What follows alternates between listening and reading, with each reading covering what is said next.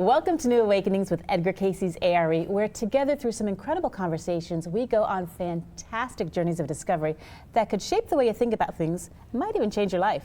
Our guest today is an environmental scientist with over 15 years of experience working in the U.S. Geological Survey in Davie, Florida.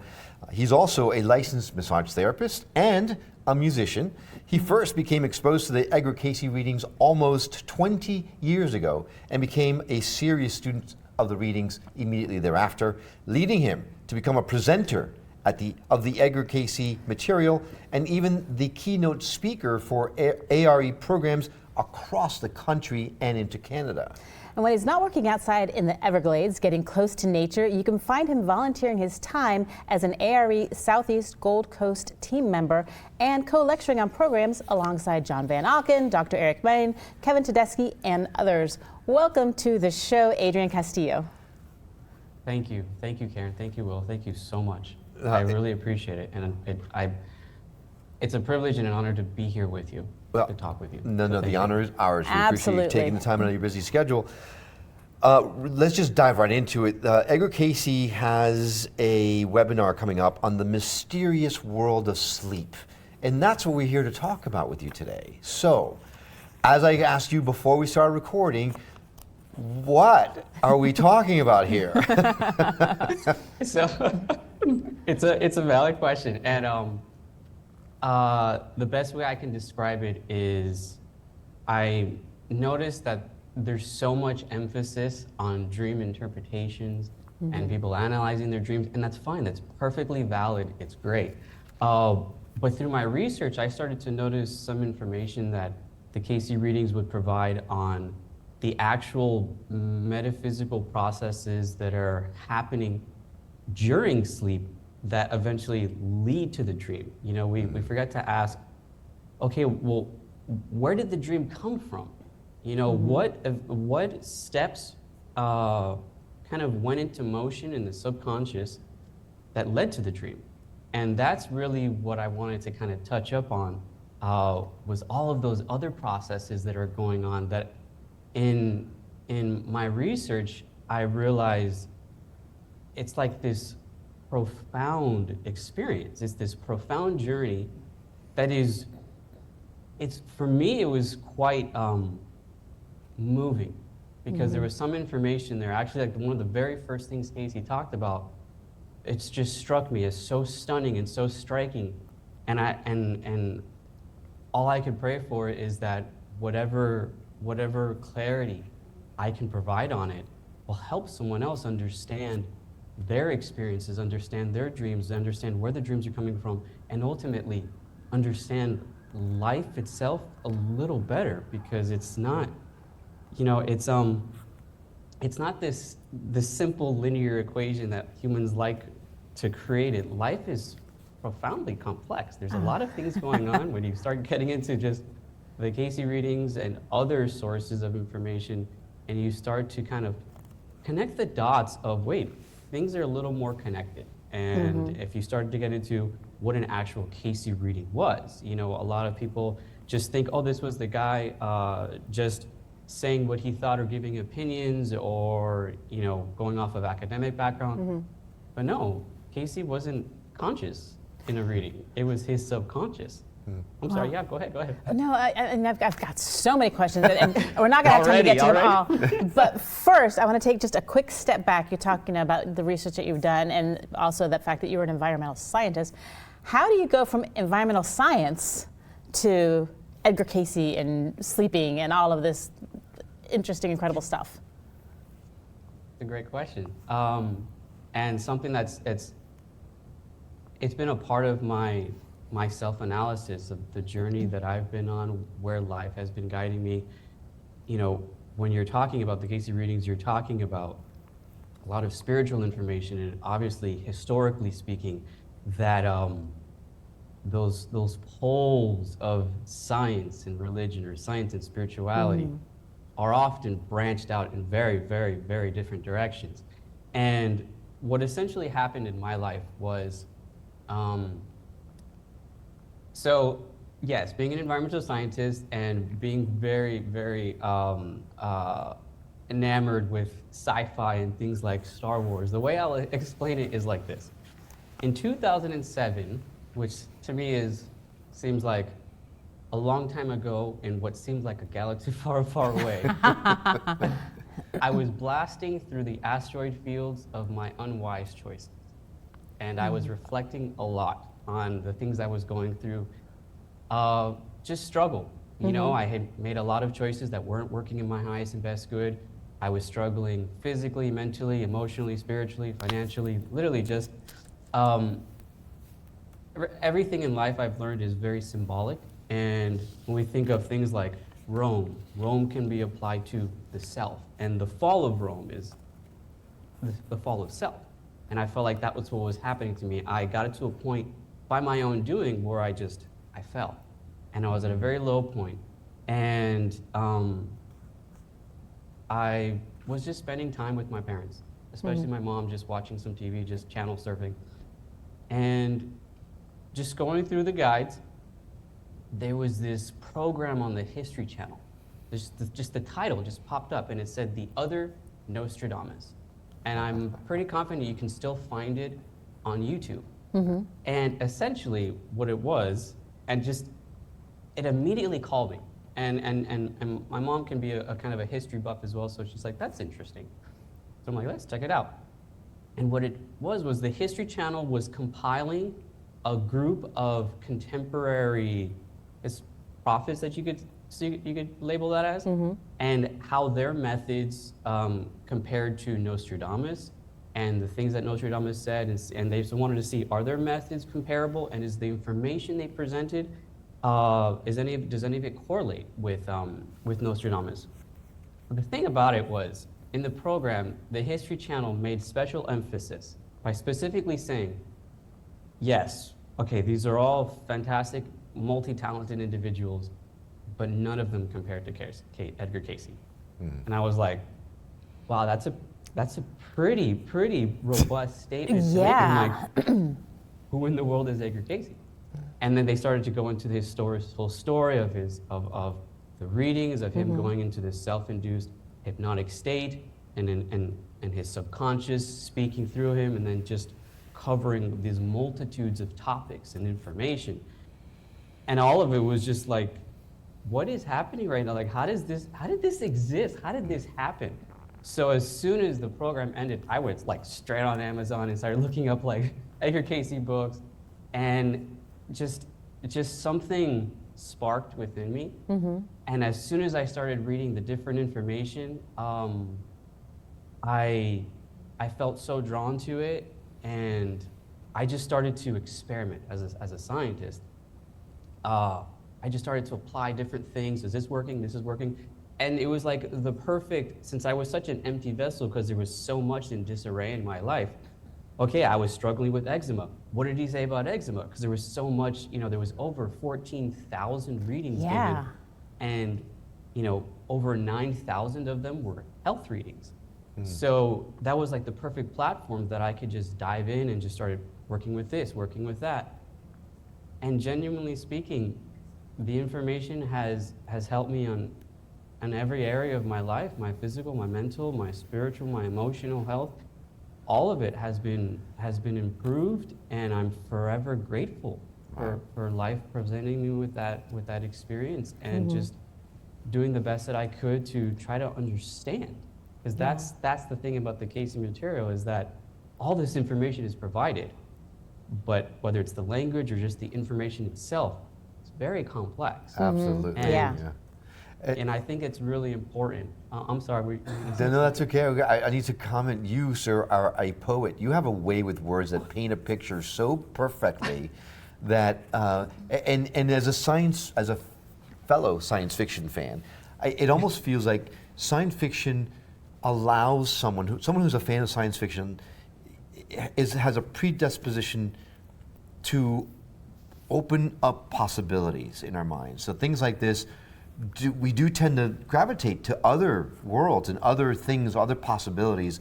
And so for me, it makes perfect sense now that you are an Edgar Cayce fan, because you are a science fiction fan. So it makes not that they're one and the same, but it opens up possibilities. No, exactly. But it's just in general, you're interested with otherworldly stories, or Yeah. just like someone could be interested in Greek mythology, you know, or all these stories of classical civilizations, and all of the abstract and all of the, you know, just the broad sense of, you know, the Greek gods and the Egyptian gods and the symbolism between all of it. That broader minded idea of, you know, there's, again, life isn't necessarily linear, although we try to make it to be. It's actually spherical. Yeah, yeah, So- absolutely. I think that's the only way that our brains can process it, though. You know, that linear construct is the only way that we can, you know. And that's interesting. And that's such an important point. I'm sorry. And talking about brains and how, you know, we use meditation to get our brains to kind of relax into that theta state. So speaking about that, let's talk about sleep. What goes on when we're sleeping? Yeah, you mentioned metaphysical processes, and you sparked my imagination, I know. sir. We're like, so let's get into it. What does happen when we sleep that causes these dreams or lots of other things? A lot, and I'll do my best to try to condense it. And obviously, we don't have time to cover all of it, but just to plant the initial seeds, those foundational building blocks that will help us kind of allow our minds to sprout into a tree of understanding, in a sense, is that the first idea is to understand what's happening in a dream. And that is our physical minds, our conscious mind, as the Cayce readings would explain it, is asleep. The body is at rest. And what's now active is the subconscious mind. And that's so important to recognize, because that's essentially what a Cayce reading was. He put himself into a self-induced state, and his physical conscious mind was at rest. So what was flowing through him freely was his subconscious, which is so much more expansive, which is so much broader. That's why the dreams that we have are so often abstract and symbolic, and we see all of these things, experiences, people, but they mean so many different things, and they branch out into so many different ideas, and it can take years to sometimes really understand what a dream meant. And it happens so effortlessly. So the first principle is to understand what's happening there. And that's profoundly important, because I'm gonna, it's so fascinating, and just, it's so deep, and to try to compartmentalize it. It's tough, yeah. So one of the first things Cayce then said was, and I really hope that what I'm about to say is given patience, so that we understand that it's not anything abrupt or dark or death going to the depths, but so motivating, so much hope, so much beauty and understanding that can come from it. That Cayce said, sleep, that intermission in the earth experiences, or that state called death. So you look at that, you're like, that's a really powerful statement. What is he saying?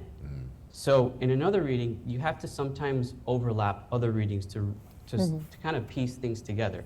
And in another reading, I believe it was 853-8, the person receiving the reading asked, do I at times leave my body when I'm sleeping? And Cayce said, yeah, of course you do. Like said, duh. Yeah, exactly. Like, how do you not know this? And then the reading said, in truth, each and every soul leaves the body as it rests in sleep. So then when you go back to that original reading, the 5754-1 and 2, where he's correlating sleep and death, he then goes on to quote a poet. And he said, for I rest in the hands of Morpheus. And so for a sci-fi buff, you're thinking, is he talking about the Matrix? Yeah, but it's sleep, right? It's a dream, king of sleep. The king of sleep, exactly. So obviously he wasn't talking about the Matrix per se, because the Matrix came out over 50 years after Cayce passed away. But yes, as you're mentioning, So in classical Greek mythology, Morpheus was the son of Hypnos, which was the god of sleep. Therefore, Morpheus is the god of dreams. So what he's trying to explain, which is so profound, is that in a sense of comfort and guidance of all humanity that has so much fear based on the finality of life, just our longevity of what happens when we pass on, where do our loved ones go, where do we go? The readings are trying to say immediately, you don't realize how familiar you are with that whole experience of passing. Right. Because you go through it every night. day when you sleep and you dream. Because what he's saying is, when the body ceases to be, the subconscious is now fully free. The conscious mind is then absorbed by the subconscious and projected out. So you continue on. So when you look at what's happening in a dream, it is our subconscious mind that is fully active. We're having an experience. We are aware that we are ourselves, and we are having a mental experience of seeing things, seeing people, conversing with people. Yes, in a very symbolic and abstract way, but it's real to us. We're having a definite experience. So Cayce explained it's merely as if you're passing through another door. It's that subtle. You just stepped out of one door, which was from the physical, and you stepped into God's other door. That was literally the phrase he used it. So he said, passing on is literally like the dream state. You're in yourself, you are aware of yourself, but having a completely different type of experience. And you're having all of these interactions with others. You're having all of these conversations, learning and growing. And yes, there may be some disturbing experiences, but those are to be dealt with, those are to be analyzed. It's all part of the growth experience. You have disturbing experiences while you're awake, and you can have disturbing experiences while you're in sleep. But the reality is, you just cross through one door to another. So all this time you've been dying to astral project. And I've been doing it and every you've been night. doing it every night. Right. So Every night. Every night. And I've heard that, but why can't I remember? I mean, what's the point of doing this if you don't remember it? Wow, you're very passionate about that. very, very animated, and I appreciate your passion because I understand that passion. Unfortunately, my forte isn't dream interpretation, so I can't touch upon that. Oh man! I mean, I can only imagine memories live in our conscious mind. Yeah. So that since our conscious is at rest, it's our subconscious that doesn't retain those memories. The ones that Did you just answer your own question? I think I might have just done that, but if you think I haven't thought about this at length for my entire life, you would be mistaken. I know you have. Well, also it's and it's kind of sometimes the opposite. And I'm really sorry to shatter this glass. Oh no! It's really the subconscious is what retains everything, and the conscious mind is what's. Womp womp womp. But it's okay. It's okay because we all go through it, and what I think is more constructive to focus on is you dream about what's relevant. You're always dreaming, and it takes a lot of training because the moment you wake up, the conscious mind now takes over, and the conscious mind is then governed by so many biological processes and so many material processes. So the attunement, that thread, is kind of severed to a certain extent. So it's about learning how to live a life where that thread stays intact, so that you can remember a little bit more of the dream. You can meditate on it. Some people do journaling. There's all sorts of steps to help individuals train the conscious mind to retain more of that information. Just like when you walk through your day and you start getting impressions of past lives and things of that nature. It's more of a way of life You know, so remember, the Cayce readings would often say, psychic is of the individual, of the soul. Therefore, every individual has innately a certain degree of psychic ability. The focus should be that psychic ability is the natural result of spiritual development. Focus on that. Focus on that way of life. There you Yes. go. And everything comes together. Right. See, I'm not going to brag. Well, but I remember most of my dreams. Maybe that's bragging. Oh, I remember. But there a lot of them aren't good. Yeah. But so you talk about a lot of things going on in your sleep, and Will and I have been kind of having all of these explorations into metaphysics and subconscious for a while now, and we meditate. And recently, something, and I've told you about this, has been happening at night, where I will wake up because I'm feeling some movement, and he's dead asleep, like snoring away, but like the whole bed is Vibrating shaking. like crazy, right? It's the weirdest thing. I mean, Yeah. have you heard about that?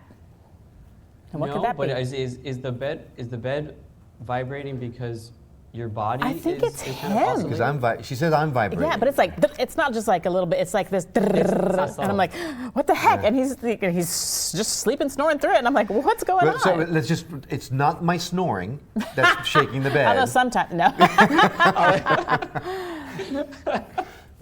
I mean, no, I have never heard of that, Oh, but honestly, I think that's fascinating because life in itself is vibration. Yeah. Everything is resonating. Now, I don't know if your pulmonary organs are just vibrating so intensely because of the snoring that your whole body is moving, but Come on. I mean, And I'm it's just- been I'm just- like 16 years, and I've not. This is just new. Right. So, I'm the just level teasing. hasn't changed. The snoring. I'm just teasing, but Yeah. my impression is it's motion, it's movement. Your body is resonating, and it's more about study that out. Study what's causing the vibration, or even give yourself, before you go to sleep, as a couple's bonding experience, you can give yourself a spinal massage to kind of help coordinate the nervous system, which is so it's something I talk about in the health readings, where Cayce would say, if you were just to sit in a chair, and let's say one partner has a handheld massager, and that handheld massager has a heat attachment. What you do is you glide down the spine a little bit of cocoa butter. So let's say you get a stick of cocoa butter, you just kind of run it through the warm faucet just so it softens, and then you glide down the spine with that. The cocoa butter will serve as kind of like a base. And then you apply peanut oil. If you have a peanut allergy, you can use an oil called Mayo Relief, and you glide that down the spine. And then with the massager, you just gently glide down in downward motions, not left and right, not up and down, just from the base of the spine down to the tailbone. Just glide down. And he said the way that the heat is going to open up the pores, and the body will take in the oils, and then the vibrations are naturally going to massage the muscles that are those paravertebral muscles that are connected to the spine. It's going to relax the spine itself, and it's going to help to harmonize the nervous system. And in reality, the reading said, if you did that gentle gentle spinal massage a few times a week, but were consistent with it, he said, you would be able to give yourself a spinal adjustment. Because by relaxing the muscles that are pulling on the vertebra, once you relax those muscles, the body just naturally shifts. Because what's misaligning the vertebra are the imbalanced pull of certain muscles, left, right, up, or down in those different angles. But if you relax the muscles that are pulling on the spine, the body can adjust. And I say that from experience. I gave myself an upper thoracic spinal adjustment just by giving myself spinal massages. Wow. Wow. Yes. So I would recommend maybe try that one day, but have one person receive, and then the next day the other person receive, because then you get to that point where you're so relaxed, you're like, I don't really want to give you a massage right now. That sounds like me every night. Pretty much. Yeah. So you alternate, and then see how the body responds to things like that. And So metaphysically, it sounds like if you're doing it from the top down, it almost feels like, you hear about Kundalini rising, so it's almost like you're clearing the pathway so the Kundalini to rise. If you're going up to down, Kundalini will then go up to See, maybe you've down been to up. blocking it, and that's why you're vibrating. Maybe it's like, let me out, that kind of thing. The body needs an outlet. Absolutely. That's why. So even when you look at the Cayce reading suggestions of meditation, the final step is always, now all of that energy, all of that Kundalini energy you just talked about, which was very sharp and spot on, release it by praying for others. The body needs an outlet. So yeah, you're intuitively on point. Very, very nice. Yeah. Now, this topic is so dense and so deep, I and we know. just barely touched the Gosh. surface. Thankfully, there's a webinar coming up, the 5th of March, that the A.R.E is doing that just so happens to dive into the mysterious world of sleep, and with none other than you as a moderator. Is that correct? Yes, I have the privilege of working with the A.R.E, like you said, on March 5th to do a Wednesday night webinar. So I have an hour to try to condense all Oh my of it. goodness. Yeah, that's still going to be very, very challenging. But yes, we can definitely get in more detail. And that's all I can hope for, is to potentially help anyone understand the experience a little bit better. And like I said, provide something that will give us a little more clarity, a little more hope, a little more understanding, especially in this age of Aquarius, which is very interesting. Oh, yes. It sure is. Absolutely. Welcome to it, as a matter of fact. Welcome to it. All right. Well, Adrian, it's been amazing having this conversation with you. I could talk to you forever on so many different topics, but sadly, we are out of time. So we do appreciate you coming on, sharing your wisdom with us, and hopefully we'll get to experience your expertise again on March 5th. Thank you for having me. I really appreciate it. You guys Thank take you. care. You too. Take care.